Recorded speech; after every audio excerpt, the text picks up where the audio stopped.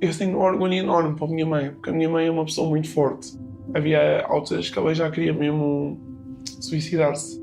Era difícil. Eu, como filha dela, ver a minha própria mãe querer suicidar-se doía. Maria, nome fictício, 19 anos. Lembra-se desde sempre do pai a bater na mãe.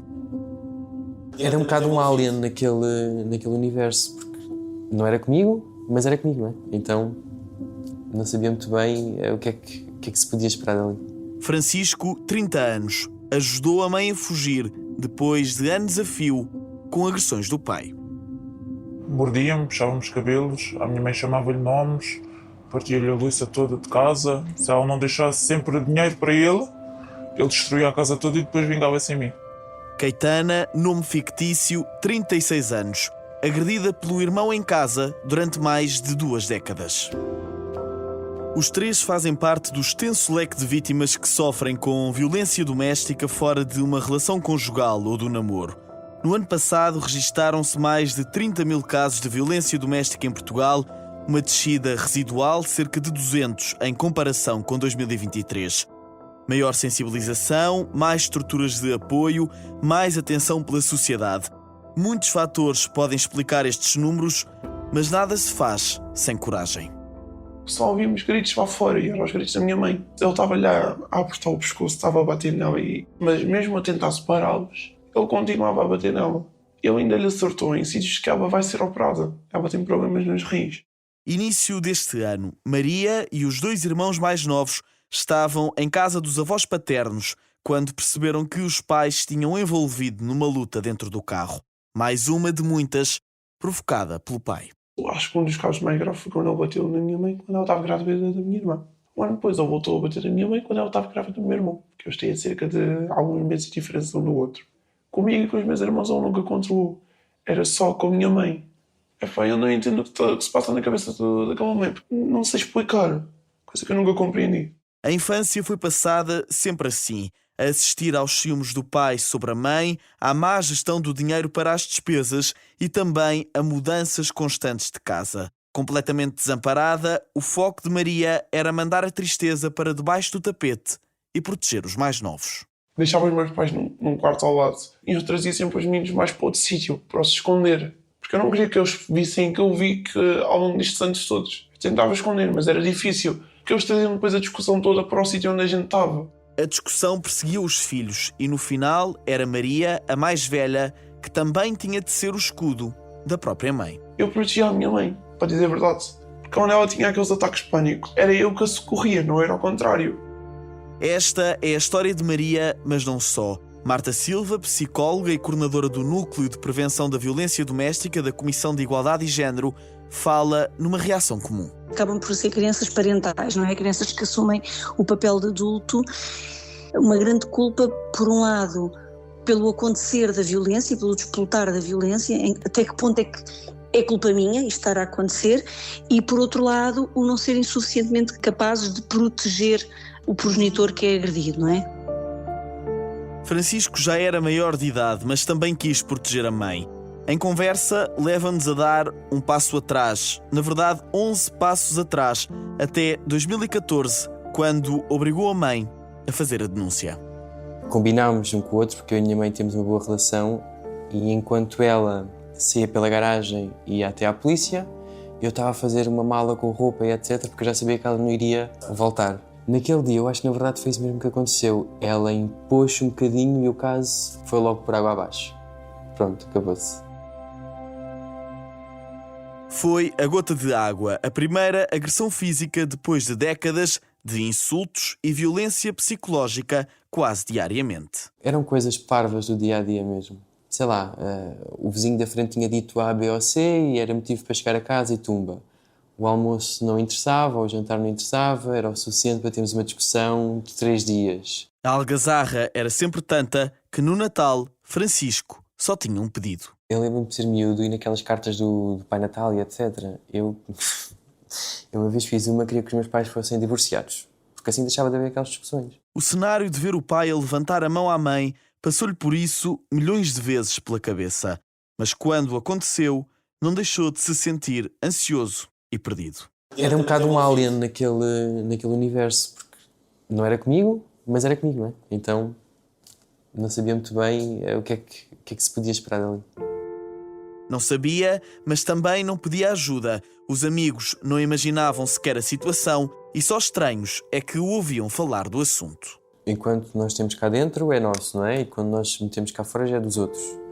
Então dizer em voz alta para mim é que era mais fazer aquele processo de dizer em voz alta, o ouvir. Isso para mim já era mais complicado.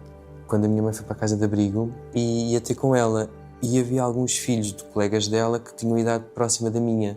Então nós, partilhávamos um bocadinho as histórias uns dos outros, o que é que tinha acontecido, como é que tinha sido o caso de um, o caso do outro. Pronto, e a coisa ia andando, sim. Porque também ficava lá, não ficava pela minha área de residência onde eu conhecia pessoas, não é? No ano passado foram identificadas em Portugal mais de 3.800 crianças que assistiram a violência doméstica, mas sem sofrerem diretamente qualquer agressão.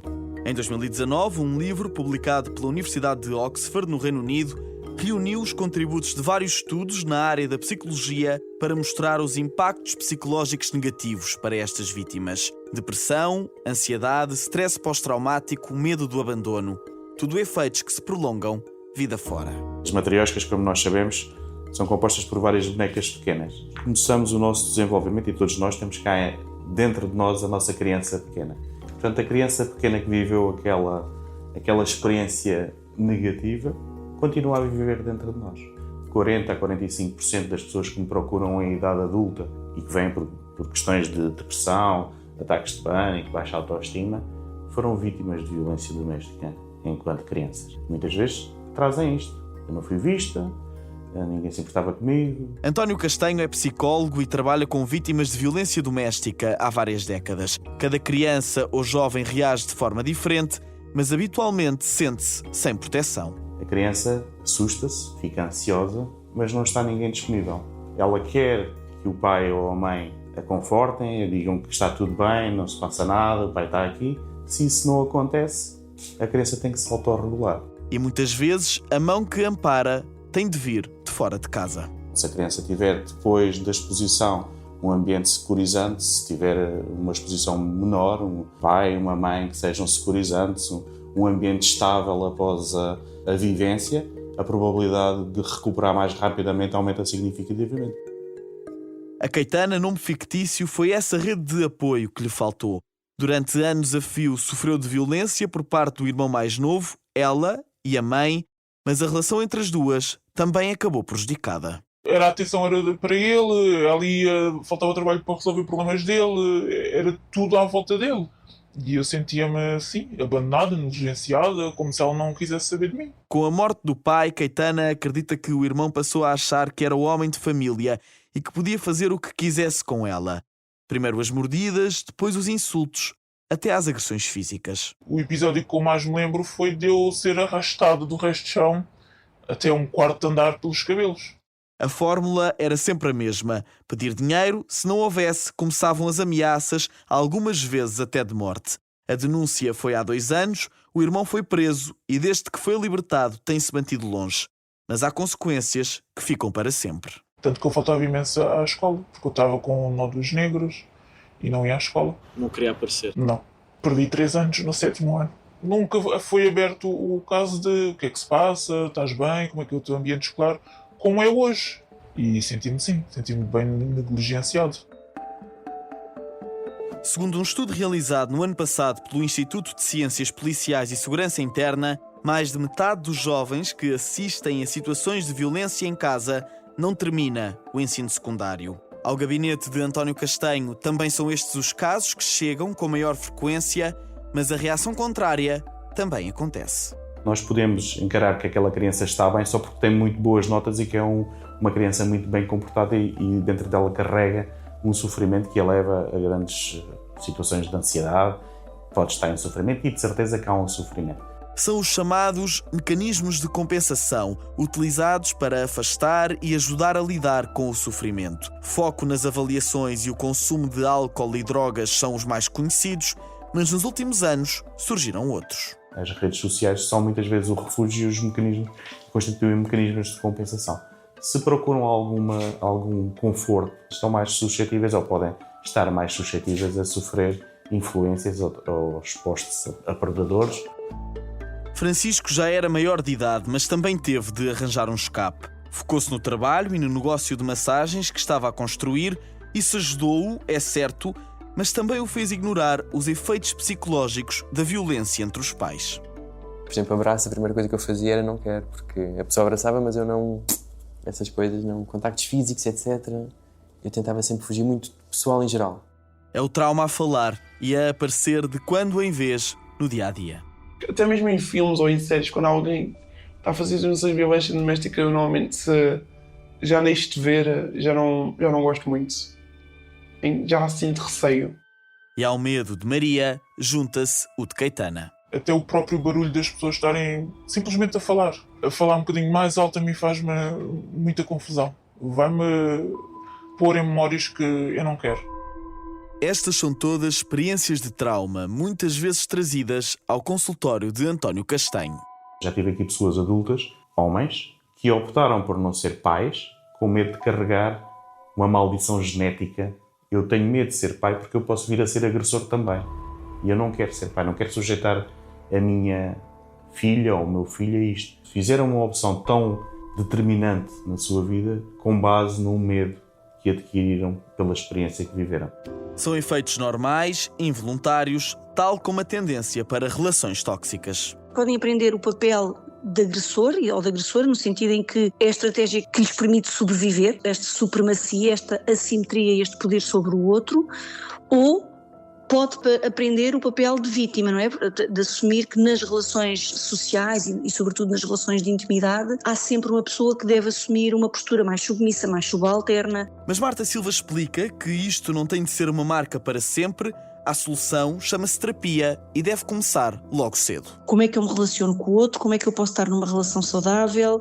O que é respeitar e ser respeitada? No fundo, fazer treino de competências relacionais e sociais em função, volto a dizer, isto é muito importante, em função do grupo etário em que a criança ou o jovem se encontra. Segundo uma investigação publicada em 2008 por 2 universidades de San Diego, nos Estados Unidos, o acompanhamento psicológico é essencial ao crescimento de crianças expostas à violência doméstica. Afasta a agressividade, traz resiliência, permite regular vários tipos de emoção e ajuda a tomar decisões de forma ponderada. Nunca. Nem quero sequer. Quero distância. A minha vida não passa com ele na minha vida sequer. Para Caetana, a experiência de violência é cortar com o agressor. Para Maria, é ter bem assente que vai bater o pé. Sim, tenho medo porque eu ainda sou um bocado ingênua. Ainda confio nas pessoas facilmente e depois pode acontecer alguma coisa. Mas se acontecer nesse caso, a primeira pessoa que eu vou pedir ajuda é a minha mãe. Óbvio. Francisco também não quer passar por aquilo que a mãe sofreu. Que à mínima é uma bandeira vermelha, thank you next. Tchau. Não iria dar, nem aceito gritos em relações ou levantar mãos em relações, atitudes que a mim que me façam lembrar aquilo, não aceito. Este é o compromisso que fica, em parte, para evitar entrar novamente nas estatísticas. Em 2024, morreram 22 pessoas vítimas de violência doméstica em Portugal. 19 delas eram mulheres. Também no ano passado, basta fazer as contas para concluir que a cada 22 minutos, uma mulher era agredida. Em sentido contrário, as autoridades notam cada vez mais coragem para denunciar.